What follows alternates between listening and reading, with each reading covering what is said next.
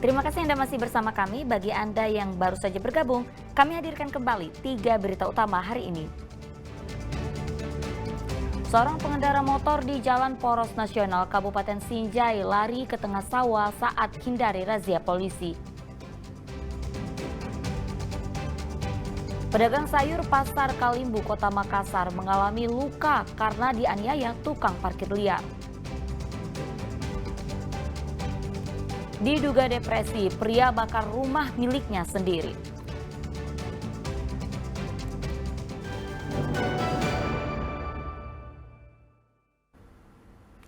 Ya, sebuah rumah panggung di Kecamatan Bantimurung, Kabupaten Maros, Kamis pagi terbakar. Diduga rumah tersebut dibakar oleh pemiliknya sendiri yang mengalami depresi.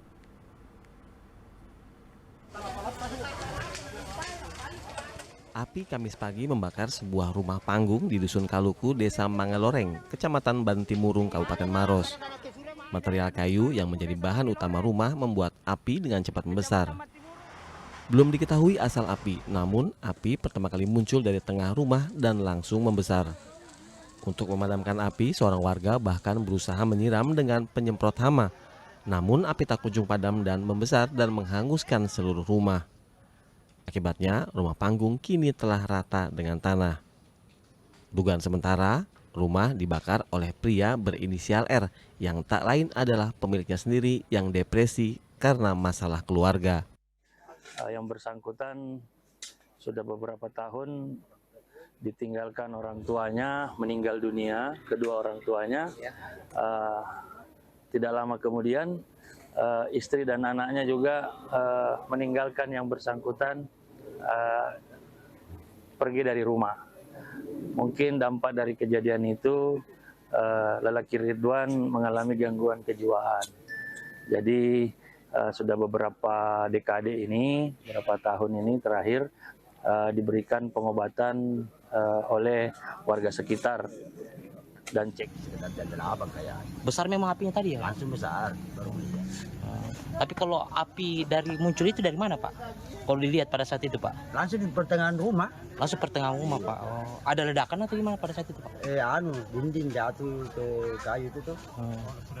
Oh roboh Pak deh, dindingnya deh. Oh. Ini rumah apa nih Pak?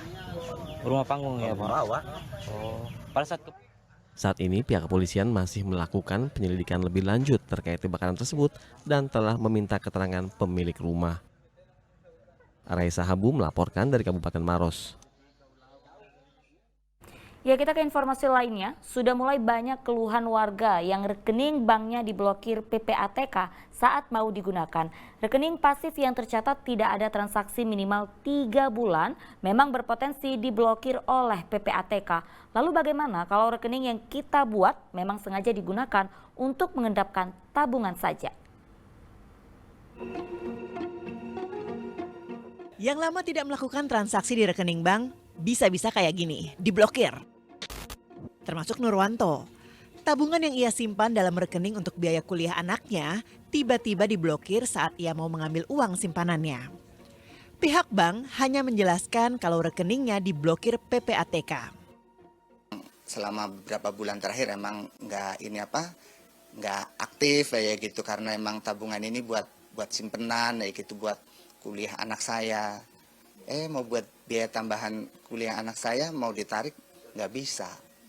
Tiba-tiba dari pihak bank ini nomor rekeningnya itu diblokir ya begitu.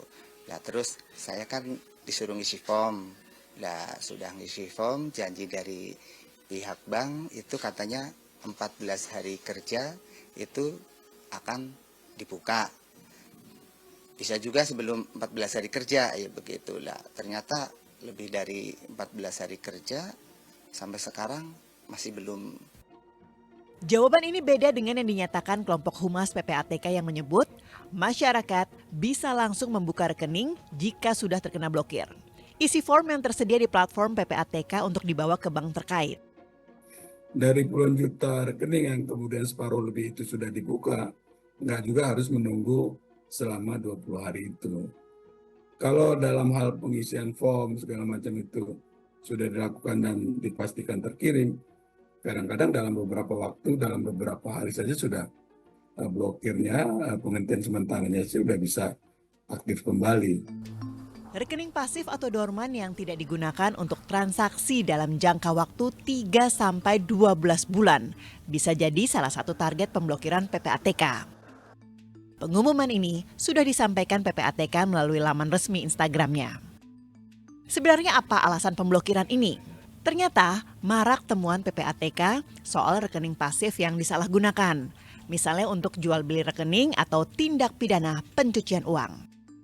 Menurut Kepala PPATK, di tahun 2024 terdapat lebih dari 28.000 rekening yang diperjualbelikan untuk deposit perjudian online.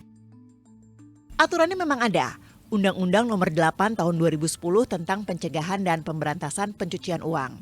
Namun kalau ujung-ujungnya banyak yang merugikan masyarakat, Presiden Prabowo Rabu petang memanggil PPATK ke istana. Namun saat ditanya apakah pemanggilan ini terkait pemblokiran rekening dorman, Enggak sampai ke sana. Tanya beliau ya. Ya. PPATK memang menjamin bahwa saldo tabungan di rekening dorman yang diblokir tetap aman. Namun kalau aman tapi tidak bisa langsung digunakan saat kondisi genting, apa namanya? Tim Liputan 6 SCTV melaporkan. Ya, seorang pengendara motor di Jalan Poros Nasional Kabupaten Sinjai lari ke tengah sawah saat menghindar razia polisi. Pengendara tersebut kabur karena takut pajak kendaraannya mati.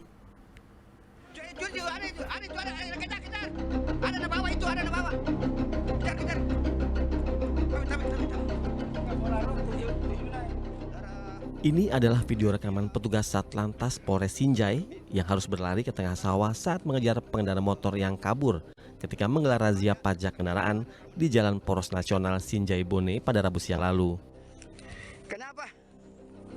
Kenapa Bapak lari? Tidak ada, polisi tidak ada makan orang. Salah kita, apa-apa. Polisi pun bertanya alasan kenapa sang pengendara menghindar polisi. Kalau Bapak tadi tidak lari, kami juga tidak capek-capek, Anda juga tidak capek-capek, Pak. Emang kalau jatuh ke tadi situ, kira-kira siapa yang bertanggung jawab? Alasanmu itu bilang takut sama polisi. Polisi itu, Pak. Tidak. Walaupun tidak ada surat-suratnya polisi itu, ada kebijaksanaan juga ada nunya, Pak. Tidak langsung semena-menanya mau begitu. Hah? Bapak dari Begitu tertangkap, sang pengendara mengaku kabur dan takut ditilang karena surat-surat kendaraannya mati. Razia gabungan penertiban pajak kendaraan bermotor digelar di perbatasan Kabupaten Sinjai dan Bone. Kegiatan ini menyasar pengendara yang tidak mematuhi aturan lalu lintas serta yang belum melunasi kewajiban pajak kendaraan. Dan berdasarkan catatan petugas di Kabupaten Sinjai ini lebih dari 50% kendaraan belum membayar pajak.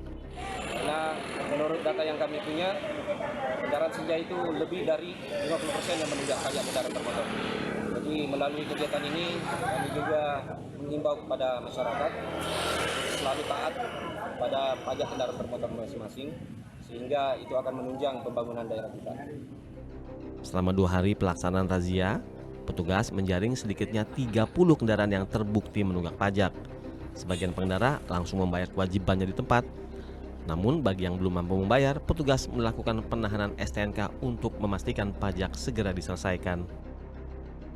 Muhammad Sardi melaporkan dari Sinjai.